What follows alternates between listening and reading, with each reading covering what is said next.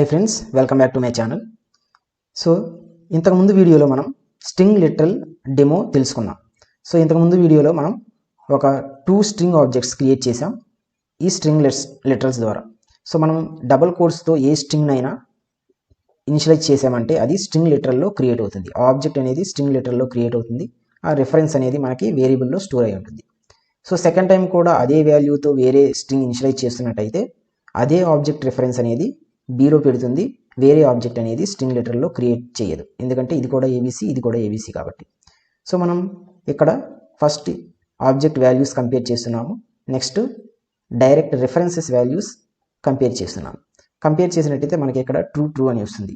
So ఇక్కడ values కూడా same, values obviously it is same ABC and ఇక్కడ ఏ value and B value కూడా same, అందుకని మనకి రెండు ట్రూ అనేది వస్తుంది. సో ఇప్పుడు మనం ఇక్కడ చూసినట్టయితే ఈ స్ట్రింగ్ ఆబ్జెక్ట్ మనం జస్ట్ డబుల్ కోట్స్తో క్రియేట్ చేసాం, కానీ ఇప్పుడు న్యూ కీవర్డ్తో క్రియేట్ చేస్తే ఏమవుతుందో చూద్దాం. సో ఇక్కడ న్యూ స్ట్రింగ్ అని క్రియేట్ చేసి ఆ స్ట్రింగ్ కన్స్ట్రక్టర్లో మనం ఈ స్ట్రింగ్ లిటరల్ అనేది పాస్ చేసాం. ఇప్పుడు ఏ రిఫరెన్స్ అండ్ బి రిఫరెన్స్ ఒకటి అవుతుందా కాదా మనం ఈ ప్రోగ్రామ్ని ఎగ్జిక్యూట్ చేసి చూద్దాం. ఇంతకుముందు అయితే ట్రూ వచ్చింది, ఇప్పుడైతే ఫస్ట్ది అయితే true, obviously values ABC same కాబట్టి. సో సెకండ్ ఫాల్స్, ఈ ఏ వాల్యూ అండ్ ఈ బి వాల్యూ అనేది సేమ్ కాదు, ఎందుకంటే ఇక్కడ న్యూ కీవర్డ్తో క్రియేట్ చేసాం కాబట్టి కంపల్సరీగా వేరే ఆబ్జెక్ట్ అనేది క్రియేట్ చేస్తుంది. ఆ ఆబ్జెక్ట్ అనేది ఏబీసీ హోల్డ్ చేస్తుంది ఆర్ లిటరల్లో ఉన్న ఏబీసీని పాయింట్ చేస్తుంది. సో ఇక్కడ న్యూ దాంతో క్రియేట్ చేసిన ఆబ్జెక్ట్ రిఫరెన్స్ అయితే ఏలోకి వస్తుంది.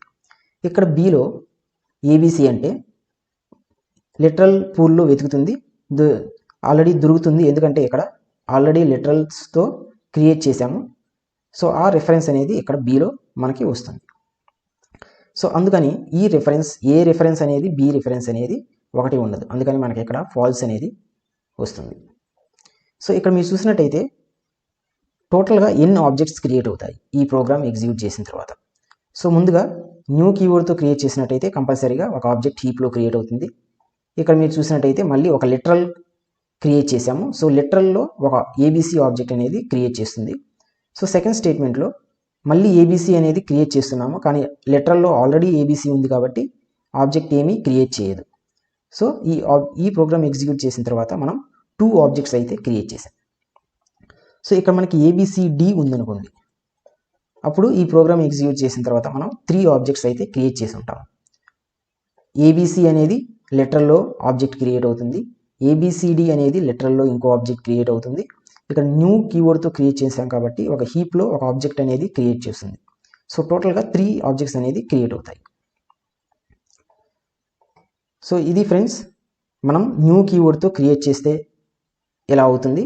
మనం నార్మల్గా ఇలా స్ట్రింగ్ లిటరల్స్తో క్రియేట్ చేస్తే డైరెక్ట్గా స్ట్రింగ్ లిటరల్స్లో ఆబ్జెక్ట్స్ని ఫైండ్ చేసి ఆ రిఫరెన్స్ అనేది డైరెక్ట్గా ఏలోకి పెడుతుంది. కానీ ఇక్కడ న్యూ కీవర్డ్తో క్రియేట్ చేసాం కాబట్టి ఒక న్యూ ఆబ్జెక్ట్ అనేది ఏకి ఏబీసీ ఆబ్జెక్ట్కి మధ్యలో ఒక ఆబ్జెక్ట్ అనేది క్రియేట్ అవుతుంది. సో అది న్యూ పర్పస్ అనమాట. ఇక్కడ న్యూ లేదు కాబట్టి డైరెక్ట్ ఏబీసీడీ ఆబ్జెక్ట్ రిఫరెన్స్ అనేది బీలోకి వస్తుంది. ఇక్కడ న్యూ ఉంది కాబట్టి ఏబీసీ ఆబ్జెక్ట్ డైరెక్ట్ రిఫరెన్స్ అనేది ఏలోకి రాదు, మధ్యలో ఒక ఆబ్జెక్ట్ క్రియేట్ అవుతుంది, ఆ రిఫరెన్స్ అనేది ఏలోకి వస్తుంది. సో అందువల్ల మనకి ఇక్కడ సెకండ్ ప్రింట్ స్టేట్మెంట్లో ఫాల్స్ అనేది వస్తుంది, ఎందుకంటే ఆ రిఫరెన్సెస్ ఒకటి కాదు కాబట్టి, ఆ రెండు ఒకే ఆబ్జెక్ట్కి పాయింట్ చేయట్లేదు కాబట్టి మనకి ఫాల్స్ అనేది వస్తుంది అనమాట. సో ఈ వీడియో మీకు అర్థమైంది అనుకుంటున్నాను. మరిన్ని జావా కాన్సెప్ట్స్ కోసం, మరింత స్ట్రింగ్ లిటరల్స్ డీప్ కాన్సెప్ట్స్ కోసం నా ఛానల్ని తప్పక సబ్స్క్రైబ్ చేయండి. Thank you for watching.